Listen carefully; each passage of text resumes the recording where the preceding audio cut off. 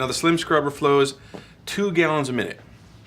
So at GrowoniX here we have UVs that flow 1 gallon a minute, 2 gallons a minute, 4, and about 6.8 around there. So you could use a 2 gallon a minute UV for this. And that would be this UV right back here.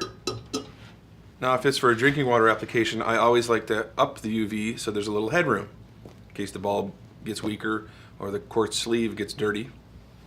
For gardening though, a 2 gallon a minute UV would be just fine if you're just getting rid of a little bit of bacteria and watering plants with it. But for this, we're going to up it to the 4 gallon model, and we're going to show you how to connect it. So in the UV box, you're going to get 2 clips, some fittings. You'll get the stainless steel UV housing right here.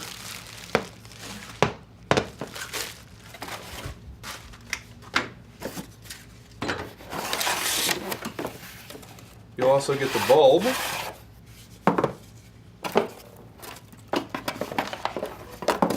And the transformer. Now the first thing I like to do is install the clips. Now you can mount this UV on a wall like so. You can see behind me. We're going to get a better look. You could also mount it atop here, and we're going to mount it atop here just to show you how that's done, because a lot of people ask. And so what I'm going to do is take out the 2 outboard screws, and I'm only going to put 1 back in. So I'm going to remove those right now.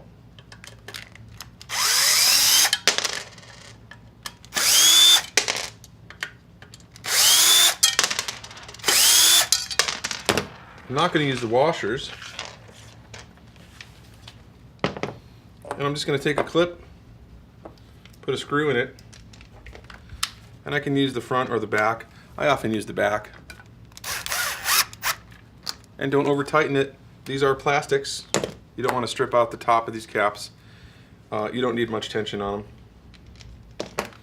And I'm going to put this one on top as well. Just like that. And now I installed 2 clips on the top.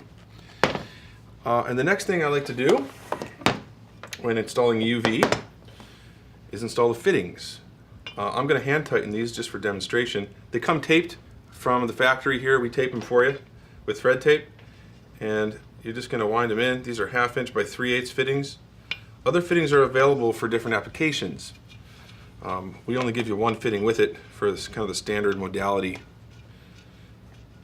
Now I like to give a little twist to make sure that these caps aren't loose. Don't over tighten them. There's a quartz sleeve between the 2 caps.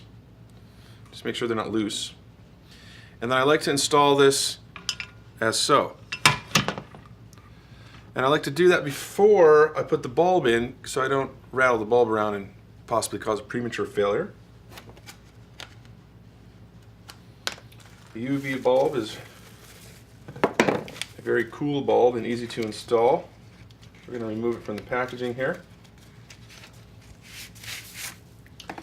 Now never touch a UV bulb, the glass part. You can touch the ceramic end caps. Don't touch the glass. The oil in your fingers could cause a premature failure. And we're going to insert the bulb, keeping the electrodes outward bound, going in last, because we're going to plug this into the transformer. So just insert the bulb like so, right into the glass sleeve, and leave the ceramic part out, because we're going to plug in the transformer. And the transformer only goes on one way, so if it doesn't fit, turn it 90 degrees in a direction and insert it again.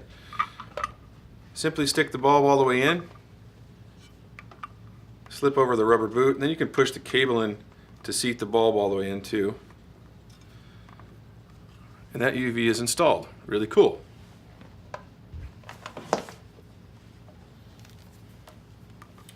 Now the last thing to do is to plumb it up and turn it on.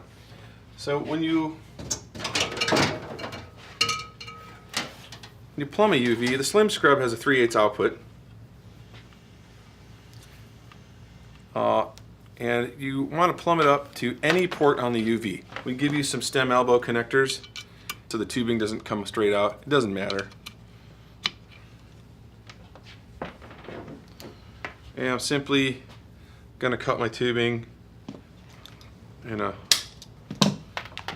roundabout way and insert it into the UV, and that'll be my input. And then this will be my output to my reservoir, my tank, watering wand. You could hook up a watering wand right here to the 1/2-inch output if you want. This flows 2 gallons a minute, this unit, so that's a good flow rate for hand watering plants. Okay, the last thing to do is hook up a 120 volt main supply to it, and you simply plug it in. You'll hear the ballast beep and the light come on. One thing to note here, when this light is on, that means the bulb is working. Okay? If this light is not on, there'll be an audible alarm also if the bulb is burned out. It'll go beep, so you'll know that the bulb is not working. On these UVs, you never turn the bulb off. Just leave it on. If you turn the bulb off, then bacteria in the feed water supply could move its way through the housing and then out to your reservoir tank. So we just leave it on. And simply, once a year, change the bulb. After about a year, the bulb loses its efficiency. The quartz sleeve could have dirt on it as well. With dirt and low efficiency, it won't be killing enough microorganisms or bacteria. So once a year, change the bulb. The only maintenance on a UV is cleaning the quartz sleeve and changing the bulb. And we're going to talk about cleaning quartz sleeve. So anytime you work on a UV, decouple it from mains power. One thing you never work on a UV with the bulb plugged in, and never look at the bulb when it is plugged in.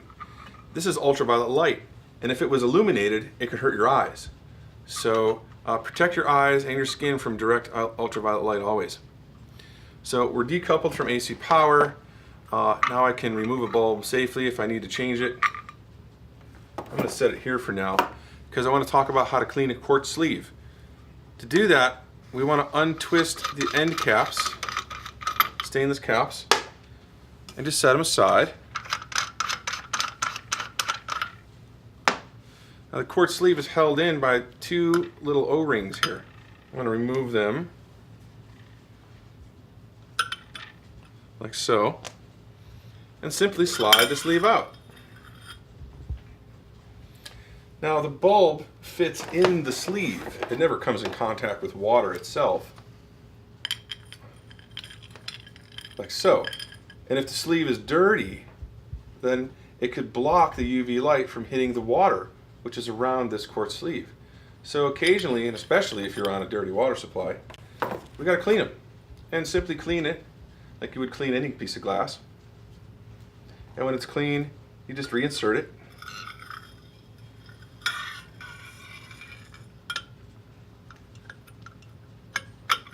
Like so. Reattach your O-rings. Keep the same amount of glass protruding from the right as on the left. It's a little bit, about a 1/4 inch of glass, you can see. Make sure the O-rings are seated against the stainless housing, and simply reattach the caps.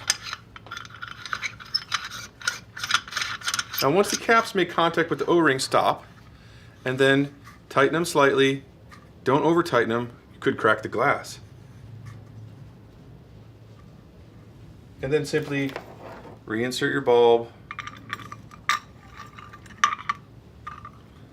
reattach the plastic boot, push the bulb in all the way, and now you're ready to plug your UV back in. It's ready to go. And that's the only maintenance on an ultraviolet water filter, really.